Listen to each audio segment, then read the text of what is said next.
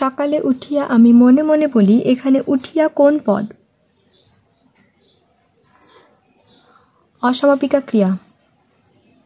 প বর্গের বর্ণ সংখ্যা কয়টি? 5টি।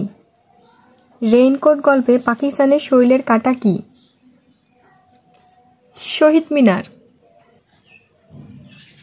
নেকলেস গল্পের অনুবাদক পূর্ণেন্দু দস্তিদার মৃত্যুবরণ করেন কবে? 9 মে 1971 সাল। পুত্র এর সমার্থক শব্দ কোনটি? পুত্র এর সমার্থক শব্দ আতজ। কোনটি মৌলিক স্বরধ্বনি? রস্বই।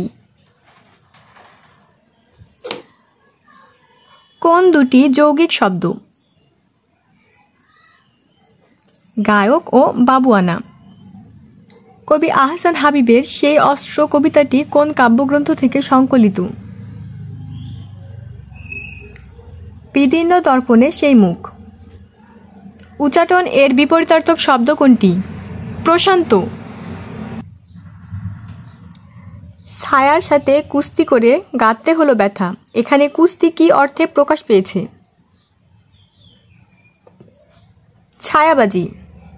সাম্যবাদী কবিতায় পঞ্চম ও ষষ্ঠ পঙ্ক্তিতে কয়টি জাতিগোষ্ঠীর উল্লেখ রয়েছে? 6টি।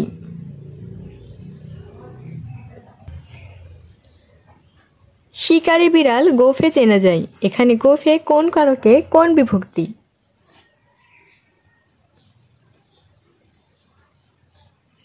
করণে সপ্তমী।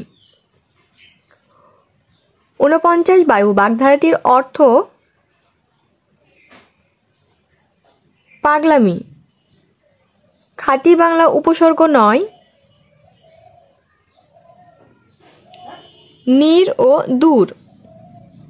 কোনটি অশুদ্ধ? কোনটি অশুদ্ধ?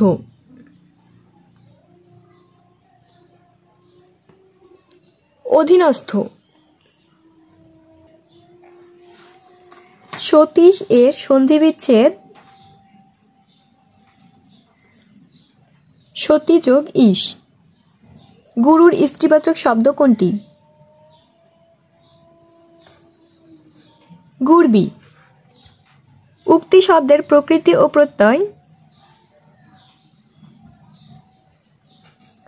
উক যোগ তি। উপকারীর অপকার করেন যিনি? কৃতজ্ঞ।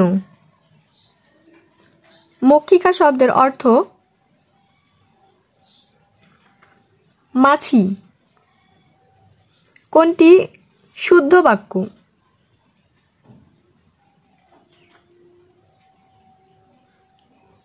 তাহার জীবন স্বয়ংপূর্ণ।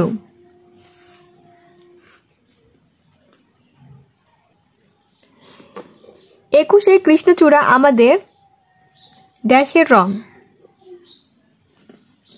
চেতনারই রং। কাউন্সিল এর বাংলা পরিভাষা? বাণিজ্য দূত। খ্রিস্টাব্দ শব্দটি মিশ্র শব্দ। সন্ধ্যা শব্দটির সঠিক উচ্চারণ?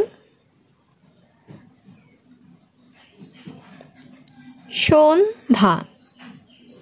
কাগজ এর বহুবচন? কাগজজাত। রূপসী বাংলার কবি? জীবনানন্দ দাশ। খেয়াল খুশি কোন সমাস? খেয়াল খুশি দ্বন্দ্ব সমাস।